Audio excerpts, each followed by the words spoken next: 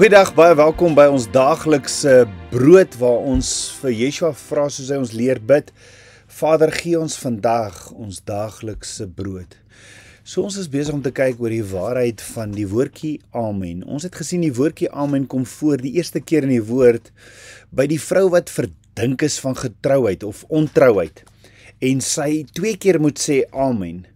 Na die priester die vloekverklaring uitgespreek het, waarin die voorwaardes van die vloek uiteengesit is, as hy skuldig bevind sou word aan oorspel. En dit sien ons in Numeri 5 vers 21 tot 22.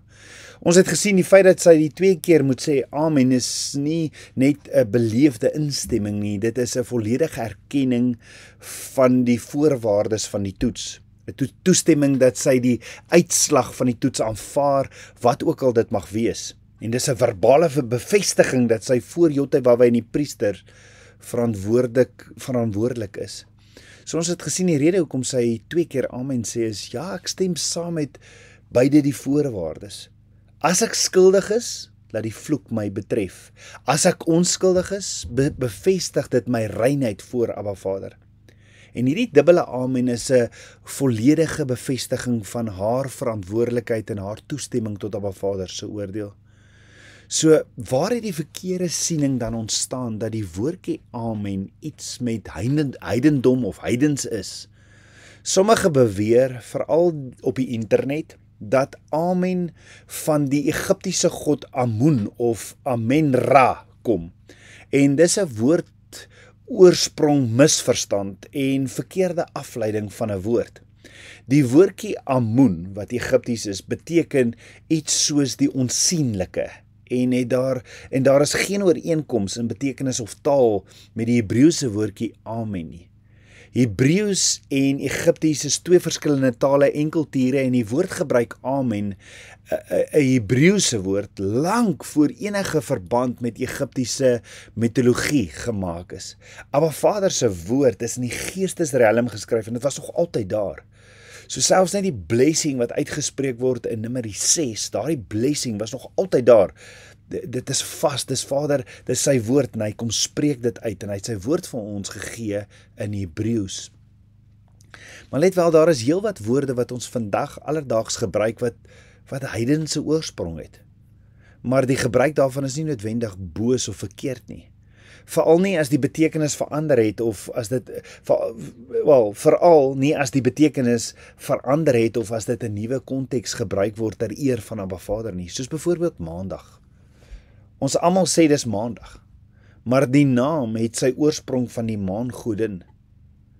Maar as ons sê Maandag, verwys dit na die dag 2 van die week. Verseker nie een van ons sê Maandag omdat ons die maangod aanbid nie.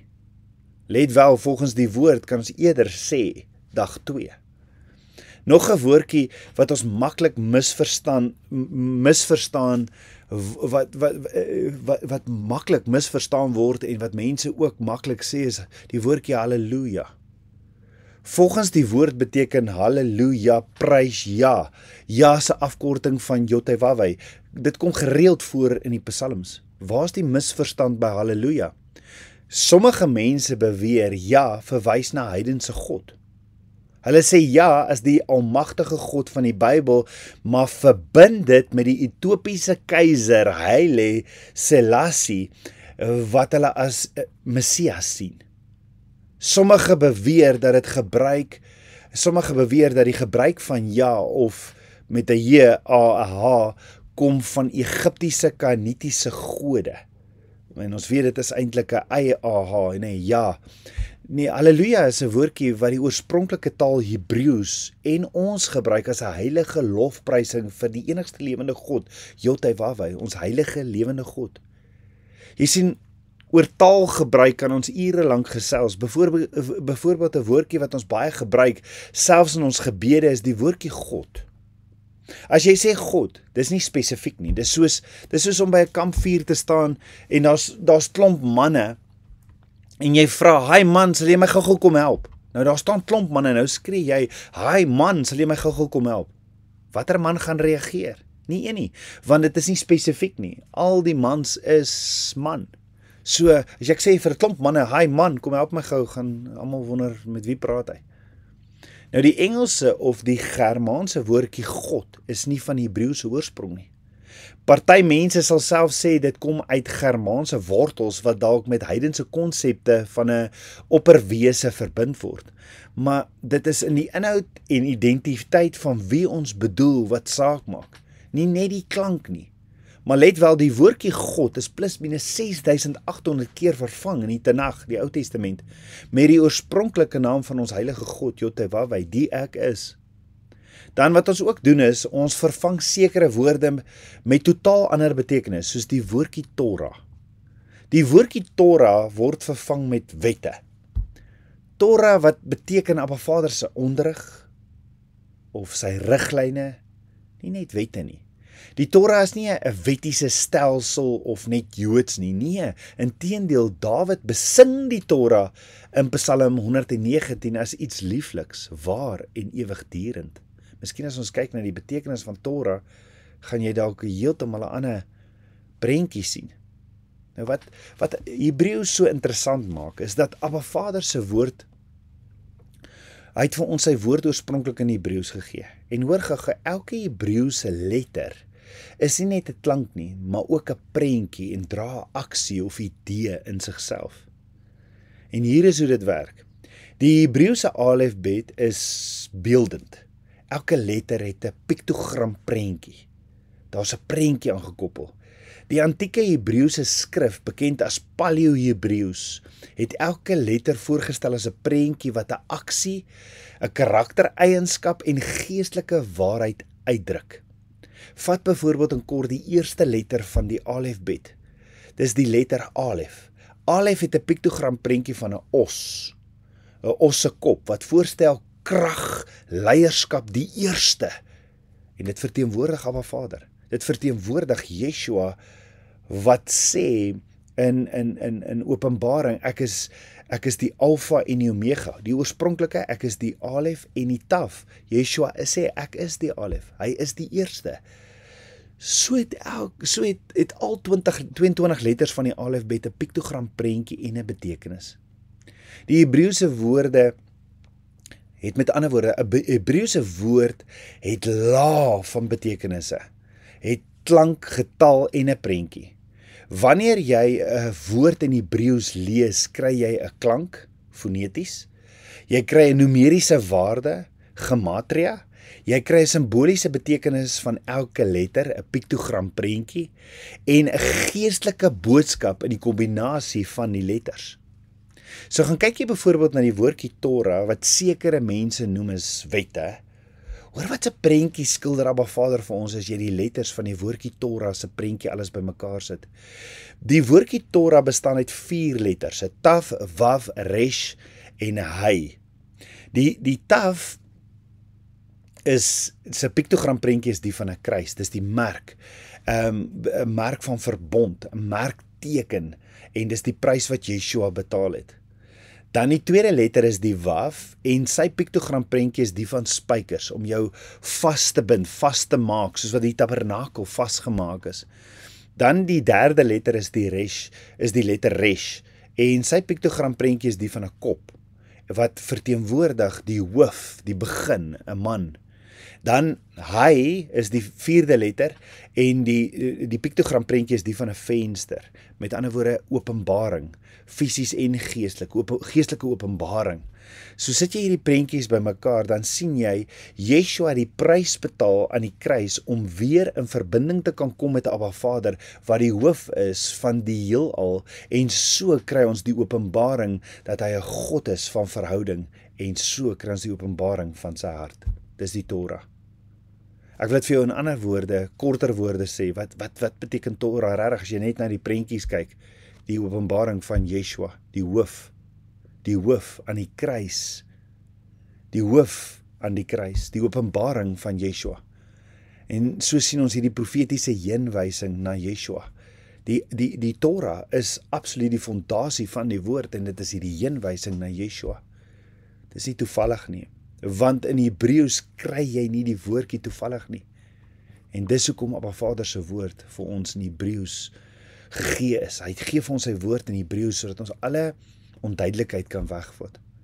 So waarom gee Abba Vader sy woord vir ons in Hebreëus? Hoekom gee hy dit vir ons so? Omdat Hebreëus nie net 'n taal is nie, maar 'n vorm van openbaring. Elke letter wys op aksie, nie net konsepte nie. En Abba Vader sê nie net iets nie, hy wys dit in prentjies. En so verstaan ons sy kinders, nie net met ons brein nie, maar met ons hart en met ons verbeelding. Jy sien, Abba Vader het Hebreëus gekies om sy hart aan ons te openbaar. Elke letter is 'n prentjie, elke woord is 'n verhaal en elke aksie is 'n profetiese boodskap. Dis nie net 'n taal nie, dis 'n lewe. So hoekom is daar 'n wanopvatting van die woordjie amen? Hoekom sê mense dit is heidens? Eerstens taalverwarring. Sommige mense beweer amen verwys na die Egiptiese god Amun of Amon-Ra, maar dit is 'n valse verband. Die klank mag dalk soortgelyk wees, dit klink dalk dieselfde, maar die Hebreëse wortel en betekenis is totaal anders. Hoekom is daar 'n wanopvatting oor die woordjie amen? Tweedens, die gebrek aan Hebreëse begrip. Baie mense het nog nie 'n agtergrond in die Bybelse Hebreëse of piktografiese betekenis nie en vat dinge aan 'n oppervlakkige klankgelykenis. Die derde rede is skeptisme teen tradisie.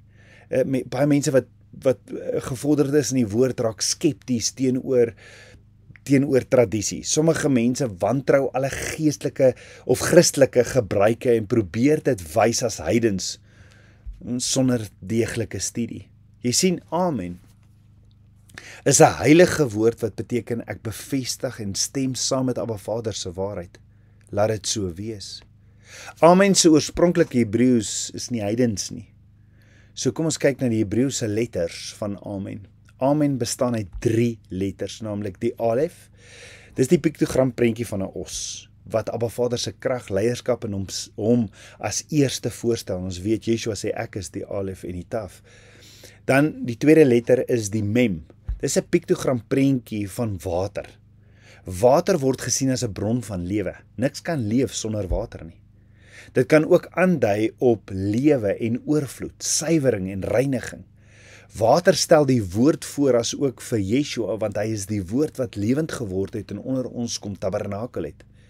Yeshua, hy sê dit vir ons in Johannes sê dit vir ons in Johannes 1 vers 1 en Johannes 1 vers 14. En dan in Efesiërs 5 vers 26 sê Paulus, Yeshua reinig sy bruid met die waterbad van die woord. Dan die derde letter van amen is die nun en die piktogram prentjie is die van 'n regopsittende diensknegt. Dit wys na iemand wat nederig wag op opdragte. 'n Prentjie van bereidwillige diensknegt. In geestelike perspektief dui dit op iemand wat voor Abba Vader buig en gereed is om sy wil uit te voer. 'n Diensknegt, getrou, nederig en altyd gereed om Abba Vader se roeping uit te leef. Die woordjie nin of die letter nin het ook 'n paar betekenisse soos voortgaan, om nie te stagneer nie, maar beweeg en groei in Abba Vader se plan vir jou lewe. Om te versprei, die koninkryk van Abba Vader uit te brei, soos 'n saad wat groei en vrug dra. So sit jy die prentjies, die alef, die mem en die nin bymekaar van amen, sien jy die woordjie amen se geestelike simboliek. So wanneer jy amen sê jy nie net laat dit so wees nie. Nee, jy verklaar, ek bevestig met my hele wese dat dit Abba Vader, die regter, wat ook al hy sê, waar en lewend is. Saamgestel uit die letters beteken die alef, ek glo in die ene ware lewende God, Yotevawai, die begin, die eerste en die sterkte. By die mem, ek glo in sy seun Yeshua, wat die woord is, en sy woord wat ons lamp op ons voet en die lig op ons pad is. Sy woord wat soos water vloei en lewe bring. En in die nin, ek sal sy diensknegt wees in nederigheid en net voor hom buig in diensbaarheid waar, wat ook al hy sê, ek daarop sal reageer met, laat dit net so wees. Die profetiese prentjie van amen, Yotevawai, wie se woord, Yeshua, ons lewe gee. Yeshua wat ons lewe gee, Abba Vader wat sy seun gestuur het wat die woord is wat ons lewe gee vir ons om diensbaar en nederig om te dien. Dit is in hierdie woordjie, amen, die dieper betekenis. En ons gaan verder kyk. Wat sê die woord vir ons verder oor dit? Kom ons bid so saam. Ons almagtige Vader, Papa God, dankie vir u liefde, dankie vir u goedheid. Vader, leer ons net u waarheid. Dankie dat u sê dit in Spreuke 25 vers 2, die wat u soek sal u die waarheid leer. Vader, daarom vra ons pleit by u. Lig alle daar waar die vyand wil onsekerheid bring en onduidelikheid wil bring. Ons staan dit te in Yeshua Messias se naam. Wys ons die waarheid. Yeshua, u is die waarheid. Ons loof en ons prys u. Dankie, Abba, u is ons sterkte, u is die eerste, Yeshua, u is eerste in ons lewe, u is die lewende water, was ons skoon, sodat ons diensbaar sal wees en net sal reageer op u roepstem, en dit in die betekenis van Amen. Laat dit so wees, Vader. Ek bid dit alles in Yeshua HaMashiach se naam, die seun van Yotevaweh. Amen. Shalom.